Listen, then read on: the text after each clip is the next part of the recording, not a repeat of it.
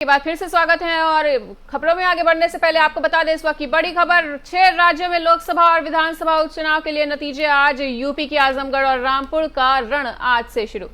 आपको बता दें कि पंजाब की संगरूर लोकसभा सीट के नतीजे आएंगे सामने। वहीं दिल्ली, झारखंड, आंध्र प्रदेश की सीटों का भी होगा खुलासा। त्रिपुरा की 7 विधानसभा सीटों के नतीजे आएंगे आज आमने सामने। तो आपको बता दें इस वक्त की बड़ी खबर, पंजाब की संगरूर और दिल्ली, झारखंड, आंध्र प्रदेश की सीटों पर खुलासा होगा। वहीं त्रिपुरा की 7 विधानसभा सीटों के नतीजे आज सामने आएंगे।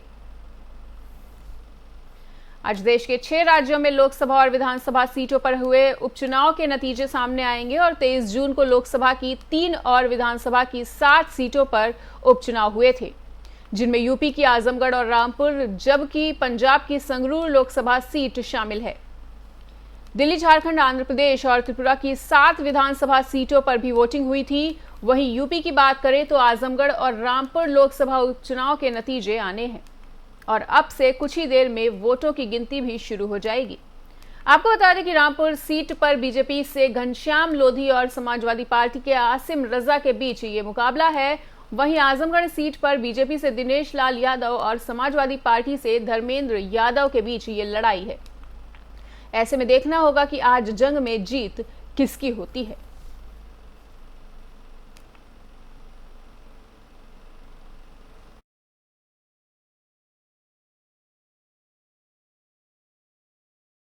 महाराष्ट्र में जारी सियासी संकट के बीच उठापटक लगातार जारी है। वहीं सूत्रों के हवाले से जानकारी मिल रही है कि एकनाथ शिंदे अगले हफ्ते सरकार बनाने की तैयारी में है।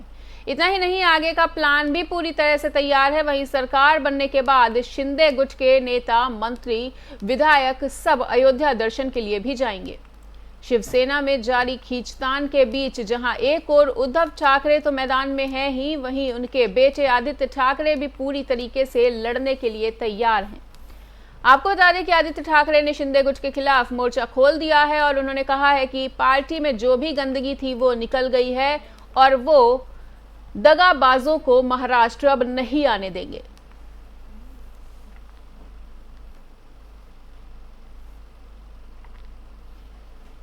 और इसी खबर पर अधिक बातचीत करने के लिए कुलदीप हमारे संवाददाता फिर से हमारे साथ जुड़ चुके हैं। तो कुलदीप, जैसा कि शिवसेना के द्वारा ये कहा गया है कि जो भी गंदगी है वो निकाली जा चुकी है, पर स्थिति ऐसी बन रही है कि शिवसेना के भी साफ होने के आसार हैं, क्या कुछ कहेंगे?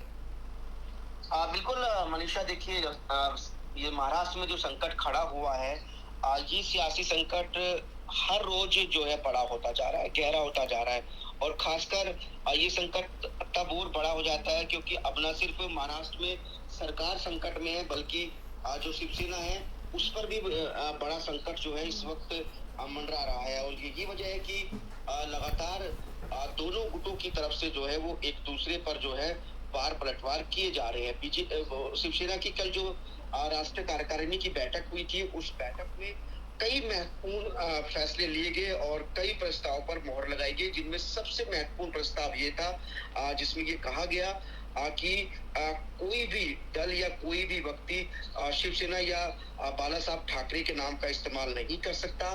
और इसी कार्यकारिणी से पहले जो शिंदे का गुट है, यानी जो बागी गुट है, उसने नई पार्टी के नाम का ऐलान किया था और उसमें उन्होंने बाला साहेब ठाकरे के नाम का इस्तेमाल किया था।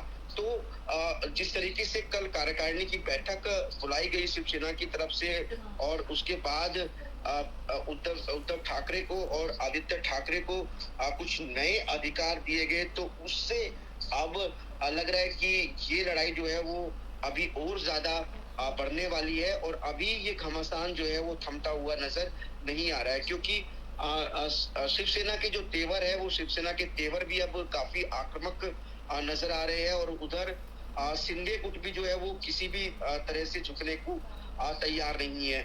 और जिस तरीके से शिंदे के पास जो है जो मैजिक नंबर होता है, वो मैजिक नंबर उनके पास है, तो उसके बाद देर सवेर वो सरकार तो गिराने में भूमिका निभाएगी ही, लेकिन जो नंबर उनके पास है वो नंबर जो है वो उनको शिवसेना में बहुत ताकतवर बना रहा है। और यही वजह है कि वो न सिर्फ सरकार के लिए एक बड़ा संकट खड़ा कर रहे हैं, बल्कि उद्धव ठाकरे यानी बिल्कुल शिवसेना को भी उन्होंने गहरे संकट में डाल दिया है। बिल्कुल। और कुलदीप, जैसा कि आपने एक शब्द यूज किया मैजिकल, तो महाराष्ट्र के लिए कोई नई बात नहीं है। यहाँ की जो राजनीति और यहाँ की जो सियासत है उसमें आए दिन ऐसे जो मैजिकल जो उठापटक है और फेरबदल आए दिन देखने को मिलते ही रहते हैं। बिल्कुल। देखिए महाराष्ट्र में अगर पिछले कुछ वक्त की बात करें तो काफी जो है ऐसी उथल पुथल मची है जिसकी वजह से वहां पर पिछले कुछ वक्त में जो है वो कई बार सियासी संकट खड़ा हुआ है। चाहे आप देवेंद्र फडणवीस की सरकार को देखिए कि किस तरीके से उनकी सरकार बनने वाली थी और उसके बाद रातों रात गिर गई। बिल्कुल उनकी सरकार नहीं बन पाई और उसके बाद कई बार जो है महाविकास आघाड़ी गठबंधन में भी जो है खींचतान की खबरें आई, नाराजगी की खबरें आई और वहां पर भी कई बार ऐसे अंदेशे हुए कि क्या पता आघाड़ी गठबंधन में जो है वो फूट पड़ जाए। लेकिन जो संकट इस वक्त खड़ा हुआ है महाराष्ट्र में, ये संकट जो है वो अब तक का सबसे बड़ा संकट है क्योंकि इस संकट का जो निपटारा है वो मनीषा होता हुआ नजर नहीं आ रहे है। पिछले 4-5 दिनों से हम देख रहे हैं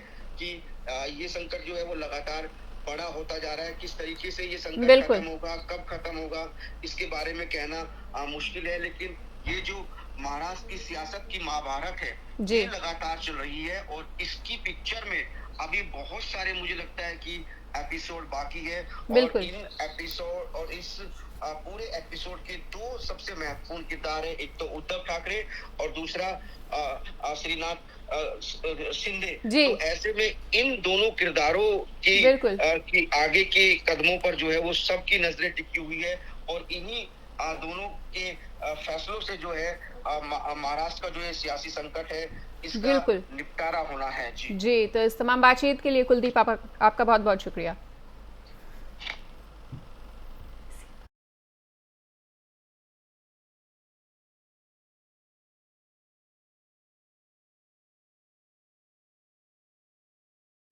और यहाँ पर रुकेंगे एक और छोटे से ब्रेक के लिए।